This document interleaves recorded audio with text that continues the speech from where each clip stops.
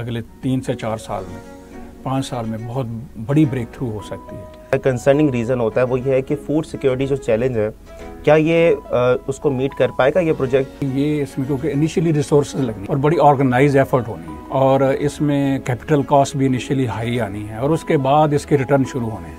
Army के उन्होंने इसकी जिम्मेदारी ली और उन्होंने कहा जी at any cost. Green Pakistan initiative actual में है क्या होता है?